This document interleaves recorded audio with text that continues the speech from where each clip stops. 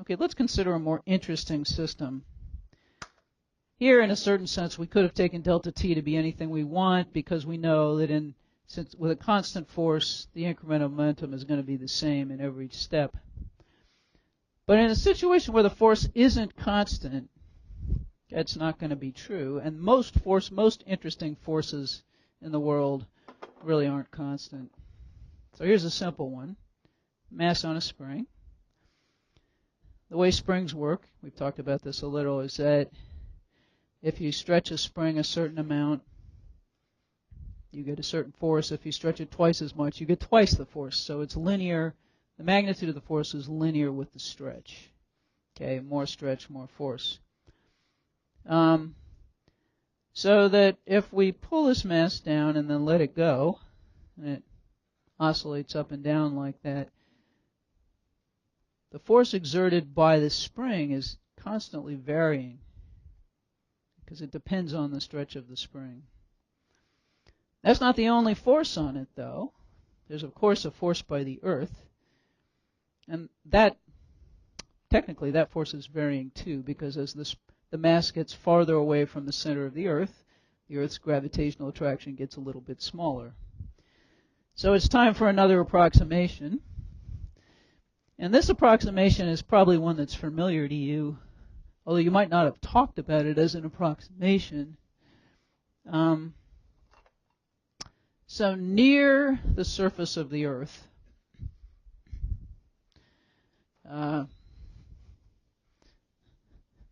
near Earth's surface, the magnitude of the gravitational force by the Earth on an object of mass m is approximately the mass of the object times a constant g, little g, where little g has the value 9.8 newtons per kilogram. So if something has a mass of 1 kilogram, then this is a mass of 1 kilogram, about 2.2 pounds. Then the force exerted on it by the Earth is about 9.8 newtons. This is true near the surface of the Earth. And really, the gravitational force varies with distance from the center of the Earth. But the fractional change in your distance from the center of the Earth is not very great from the basement of Riddick to the 4th floor of Riddick, or even to the top of Mount Everest, although there are variations. And in fact, the variations in this are used, for example, by prospectors who are looking for oil or mineral deposits because it depends on the density. So this really is an approximation. But it's a pretty good approximation that we can certainly use in our calculations. So what we want to be able to do is we want to be able to do calculations that are going to predict the motion of a mass attached to a spring. And so we can calculate the mass is going to be our system. So here's a mass. There's some force. If gravitational, remember we write the object in principle, and that's going to have a magnitude of mg, and it's going to be in the minus y direction. And then there's going to be some spring, and it could either be hanging from a spring or it could be on a vertical spring. And the spring is going to be exerting a force, and that's what we have to be able to calculate. So our next thing is to figure out how to calculate the forces exerted by springs on objects attached to them.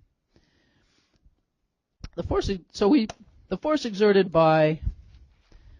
magnitude of the force exerted by a spring on an object attached to it. So the magnitude of a spring force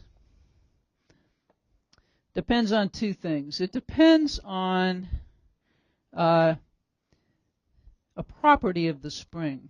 It's a constant K, and everything's a constant K, so that we put subscripts on them so we can tell which constant K we mean. This is the spring stiffness, and it has it's a property of the spring. It has units of newtons per meter, and this is the stretch of the spring.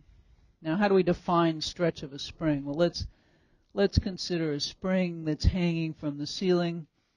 It has some relaxed length that we're going to call L0. This is a length when nothing's attached to it. So here's our spring. We'll take the mass off. Looks like the relaxed length of the spring is about 10 centimeters. I don't think we have a ruler.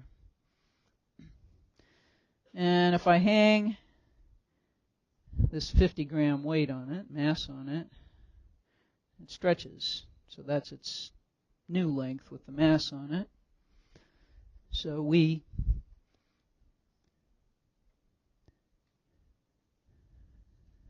hang a mass on it, and this is its length L. And the stretch is defined as the current length minus the relaxed length.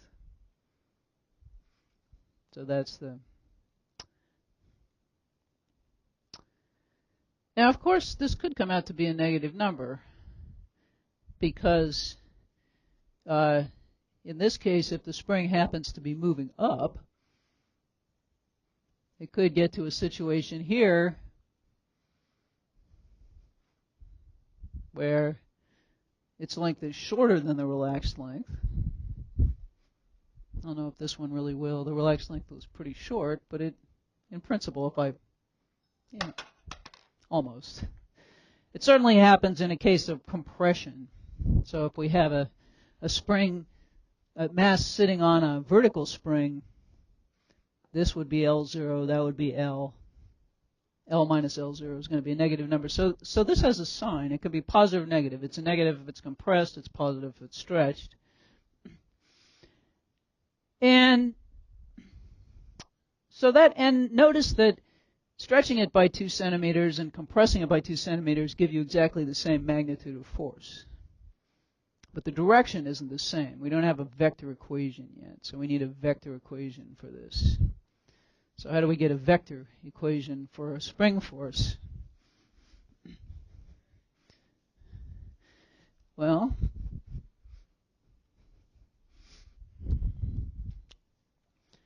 here's what we're going to do. So here's our spring with length L0. And we'll consider actually something a little more general than just stretching it down. Consider stretching it sideways too. That's a legal thing to do with a spring. Its motion gets more interesting. We should be able to predict that too. We don't just want to predict boring things going up and down. So we need the direction of the force for a spring no matter which way it's stretched. It's obviously going to be along the spring. Okay, it's either going to be this way or that way. So what we're going to do is consider a spring stretched some arbitrary amount. And not surprisingly, we're going to turn L into a vector. We're going to find the vector L is starting from the place where the spring is attached and going to the end of the spring. So now this is a vector L. And of course, there could be a vector L hat in that direction. That's just a unit vector in the direction of L, so L hat. And now, we know since we've stretched this spring, it's longer than its relaxed length. We know that the force by the spring is going to be that way, opposite to L. The stretch is going to be a positive number, though. It's bigger. So there's going to be a minus sign in the equation. We can write it as F spring is minus the spring stiffness times the stretch, which now is not the absolute value. It's either this is positive or negative, times L hat. And let's make sure that works. So in this case it works because here the magnitude of L minus L, the relaxed length, is greater than 0, so S is greater than 0. And so we want the force to be opposite to L hat, so we need to add a minus sign. If it's compressed, so we got to a situation where here's L. The spring force is now going to be that way. It's going to push the thing away because it's gotten compressed more than it wants to be. The stretch here, and it's less than 0 because L is less than L0. So therefore, since S is negative, we still need the minus sign. So this is a general equation for the spring force.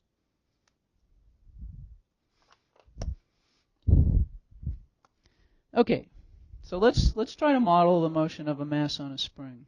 And we should be able to predict that it's going to do that. Okay, if we don't predict that, then our scheme isn't very good. So let's practice calculating some spring forces first, and then we'll see what we can do with this. The assumption we're making in this case is that the mass of the object attached at the end of the spring is a lot greater than the mass of the spring. For a slinky, that's not true, and so what you have to model a slinky as is a lot of little masses connected by little springs. But if you do that, you can predict its motion all right. You can do very cool things.